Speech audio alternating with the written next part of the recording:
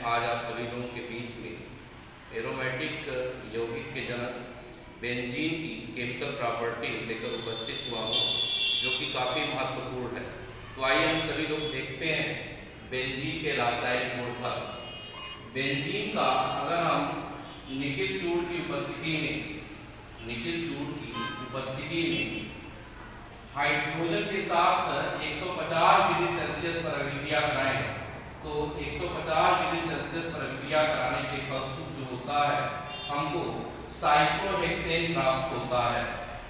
अगर हम बेंजीन का निकिल चूर्ण की उपस्थिति में 150 डिग्री सेल्सियस पर हाइड्रोजन के साथ अभिक्रिया करा दें, तो हाइड्रोजन के साथ अभिक्रिया कराने के फलस्वरूप जो होता है हमको साइक्लोहेक्सेन प्राप्त होता है। साइक्लोहेक्सेन का सूत्र जो होता है C6H12 होता है, या इसको हम लिख सकते हैं C6H12। यह साइक्लोहेक्सेन होता है। इसी तरह से अगर हम दूसरी प्रॉपर्टी देखते हैं, बहुत ही महत्वपूर्ण है। अगर हम बेंजीन का सूर्य के प्रकाश की उपस्थिति में क्लोरोनीकरण करा दें, तो सूर्य के प्रकाश की उपस्थिति में क्लोरोनीकरण कराने के फलस्वरूप जो होता है हमको BHC प्राप्त होता है। BHC को केमिस्ट्री में 666 के नाम से जाना जाता है, या इसे हम C6H6Cl6 के नाम से जानते हैं। ये बेंजीन हेक्साक्लोराइड होता है, जिसे गैमेक्सीन या लिंडेन नाम से भी जाना जाता है। गैमेक्सीन के विषय में आप सभी लोग जानते हो कि यह जलरोधी पदार्थ होता है। तो इस तरह से अगर हम बेंजीन का क्लोरीकरण करा देते हैं, तो बेंजीन का क्लोरीकरण कराने के फलस्वरूप जो होता है हमको गैमेक्सीन प्राप्त होता है, जिसको हम सामान्यतः जो होते हैं लिंडेन के नाम से भी क्या करते हैं जानते हैं, या इसे हम C6H6Cl6 के नाम से क्या करते हैं जानते हैं। इसे हम हिंदी में गैमेक्सीन कहते हैं। गैमेक्सीन का भंडारण आदि क्षेत्रों में जो होता है बहुत ही महत्वपूर्ण योगदान होता है, या इसे हम लिख सकते हैं C6H6Cl6, या इसे जो होता है 666 के नाम से भी क्या करते हैं जानते हैं। इसे हम BHC करते हैं, या इसे हम क्या करते हैं BHC मींस बेंजीन हेक्साक्लोराइड। इसे हम क्या करते हैं बेंजीन हेक्साक्लोराइड। इसे हम बेंजीन हेक्साक्लोराइड के नाम से भी क्या करते हैं जानते हैं।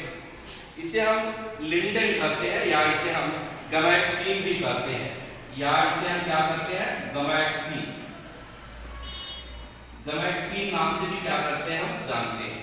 आइए हम बेंजीन की और प्रॉपर्टियों पर चर्चा करते हैं। तो बेंजीन की तीसरी प्रॉपर्टी हम सभी लोग देखते हैं। आप सभी लोग जानते हो कि बेंजीन जो होता है एरोमेटिक वर्ग का जनक होता है, एरोमेटिक वर्ग का पिता होता है।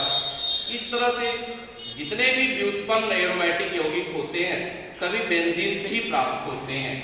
आइए हम सभी लोग देखते हैं, अगर हम बेंजीन पर सामान्यतः जो है सल्फ्यूरिक एसिड की अभिक्रिया करा H2SO4 की अभिक्रिया करा दें, तो बेंजीन पर सल्फ्यूरिक अम्ल की अभिक्रिया कराने के फलस्वरूप जो होता है हमको बेंजीन सल्फोनिक अम्ल प्राप्त होता है, SO3H बेंजीन सल्फोनिक अम्ल प्राप्त होता है।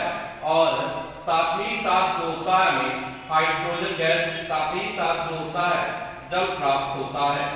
बेंजीन सल्फोनिक अम्ल प्राप्त होता है, साथ ही साथ जल प्राप्त होता है। आइए हम चौथी प्रॉपर्टी देखते हैं। अगर हम बेंजीन पर हाइड्रोक्लोरिक एसिड की अभिक्रिया करा दें, HCl की अभिक्रिया करा दें, तो बेंजीन पर हाइड्रोक्लोरिक एसिड की अभिक्रिया कराने पर, HCl की अभिक्रिया कराने पर हमको सामान्यतः जो होता है क्लोरोबेंजीन प्राप्त हो जाता है, और साथ ही साथ जो होती है हाइड्रोजन गैस जो होती है मुक्त होती है। अब हम बेंजीन की अगर पांचवी प्रॉपर्टी देखते हैं, तो ये पांचवी प्रॉपर्टी बेंजीन की है। बेंजीन पर अगर हम सामान्यतः जो है सांद्र नाइट्रिक अम्ल की अभिक्रिया करा दें, HNO3 की अभिक्रिया करा दें, तो बेंजीन पर सांद्र नाइट्रिक अम्ल की अभिक्रिया कराने के फलस्वरूप जो होता है हमको नाइट्रोबेंजीन प्राप्त होती है। बेंजीन पर अगर हम सांद्र नाइट्रिक अम्ल की अभिक्रिया करा दें, तो बेंजीन पर सांद्र नाइट्रिक अम्ल की अभिक्रिया कराने के फलस्वरूप फलस्वरूप जो होता है हमको नाइट्रोबेंजीन प्राप्त होता है, साथ ही साथ जो होता है जल प्राप्त होता है। इसी तरह से हम इसकी और भी प्रॉपर्टी देख सकते हैं। अगर हम सामान्यतः जो है इसकी छठवीं प्रॉपर्टी अगर हम देखते हैं, बेंजीन पर अगर हम सामान्यतः जो है फार्मिक अम्ल की विक्रिया करा दें या बेंजीन पर हम एसिटिक अम्ल की विक्रिया करा दें, तो आइए हम HCOOH की विक्रिया कराते हैं, फार्मिक अम्ल की विक्रिया कराते हैं। बेंजीन पर अगर हम फार्मिक अम्ल की विक्रिया करा दें तो बेंजीन पर फार्मिक अम्ल की विक्रिया कराने के फलस्वरूप जो होता है हमको बेंजोइक अम्ल प्राप्त होता है और साथ ही साथ जो होती है हाइड्रोजन गैस मुक्त होती है।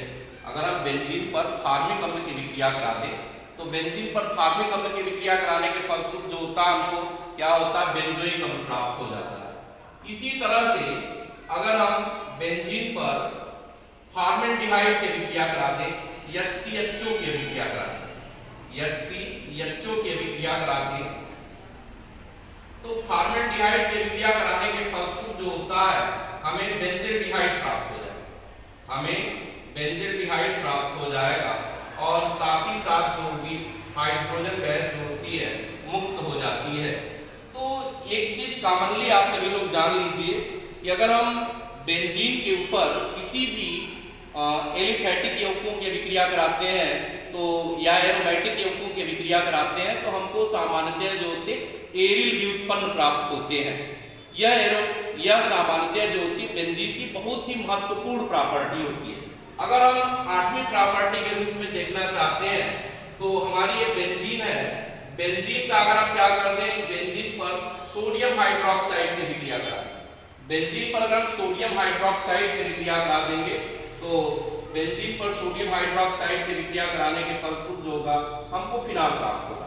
यहाँ से चूंकि एक हाइड्रोजन विस्थापित हुआ, यह एक विस्थापन अभिक्रिया होती है और इस तरह से जो होता है हमको NaH प्राप्त होता है। इस तरह से हमको जो होता है NaH प्राप्त होता है, सोडियम हाइड्राइड प्राप्त होती है। यहाँ पर आइए हम फ्रीडल क्राफ्ट अभिक्रिया देखते हैं, कुछ और महत्वपूर्ण अभिक्रियाओं के विषय में देख लेते हैं बेंजीन की। तो एक महत्वपूर्ण रासायनिक अभिक्रिया है जिसको हम फ्रीडल क्राफ्ट अभिक्रिया के नाम से क्या करते हैं जानते हैं। तो आइए हम सभी लोग देखते हैं फ्रीडल क्राफ्ट अभिक्रिया। फ्रीडल क्राफ्ट अभिक्रिया, फ्रीडल क्राफ्ट अभिक्रिया ये काफी महत्वपूर्ण होती है परीक्षा के दृष्टिकोण से। तो आइए हम देखते हैं फ्रीडल क्राफ्ट अभिक्रिया के विषय में। अगर हम बेंजीन पर एल्किल हैलाइड की अभिक्रिया जो होते हैं निर्जल AlCl3 की उपस्थिति में करा देते हैं, अगर हम बेंजीन पर एल्किल हैलाइड की अभिक्रिया RX की अभिक्रिया निर्जल AlCl3 की उपस्थिति में करा देते हैं तो निर्जल AlCl3 की उपस्थिति में बेंजीन पर एल्किल हैलाइड की विक्रिया कराने के फलस्वरूप जो होता है हमको क्या प्राप्त होता है, एल्किल या हम कह सकते हैं कि एल्किल के एरिल व्युत्पन्न प्राप्त होते हैं। जैसे एल्किल का एरिल व्युत्पन्न आपका हो गया सिंगल बॉन्ड R, एल्किल का एरिल व्युत्पन्न आपका हो गया सिंगल बॉन्ड R और साथ ही साथ क्या प्राप्त हुआ हमको HX, क्योंकि यहाँ से एक हाइड्रोजन विस्थापित हुआ HX प्राप्त हुआ। इसको हम एज ए उदाहरण के रूप में देख सकते हैं, ये बेंजीन है, बेंजीन पर हम मेथिल क्लोराइड की विक्रिया करा देते हैं। यह मेथिल क्लोराइड पर इसकी विक्रिया जो होती है निर्जल AlCl3 की उपस्थिति में कराते हैं, निर्जल AlCl3 की उपस्थिति में कराते हैं। तो निर्जल AlCl3 की उपस्थिति में कराने पर हमको टॉलुइन प्राप्त होता है, हमको टॉलुइन प्राप्त होता है और साथ ही साथ जो होता है हाइड्रोक्लोरिक अम्ल प्राप्त होता है, साथ ही साथ जो होता है हाइड्रोक्लोरिक अम्ल प्राप्त होता है। तो इस तरह से हम बेंजीन की ढेर सारी अभिक्रियाएं करा सकते हैं। बेंजीन का ढेर सारा जो है हम क्या कर सकते हैं केमिकल वर्जन आप सभी लोगों को दे सकते हैं। अब आइए हम सभी लोग देखते हैं केमिकल यूज, बेंजीन का केमिकल यूज, केमिकल यूज, रासायनिक उपयोग, रासायनिक उपयोग। तो जितनी चीजों का हम लोगों ने यहाँ पर निर्माण किया है, मैकेनिज्म किया किया है, जितने लोगों का हम लोगों ने बेंजीन के द्वारा विवेचन किया है, सभी का निर्माण सामान्यतः जो है बेंजीन के द्वारा कर सकते हैं। कार्बनिक विलायक के रूप में हम सामान्यतः बेंजीन का प्रयोग करते हैं, और साथ ही साथ जो होता है diphenol, diphenyl ether, nitrobenzene, chlorobenzene, benzene sulphonic अम्ल, टॉल्यूइन का फॉर्मेशन करने में, बेंजल्डिहाइड का फॉर्मेशन करने में, BHC बेंजीन हेक्साक्लोराइड का फॉर्मेशन करने में हम सामान्यतः जो है इसका उपयोग कर सकते हैं। तो धन्यवाद आप सभी लोगों को। आप सभी लोगों से मेरा मित्रवत अनुरोध है कि आप सभी लोग मेरे चैनल को लाइक करें, शेयर करें, सब्सक्राइब करें और बेल आइकन को दबाना ना भूलें। धन्यवाद। मैं फिर अगली टॉपिक के साथ आपसे जल्द मुलाकात कर रहा हूँ। तब तक के लिए सभी लोगों को धन्यवाद, नमस्कार।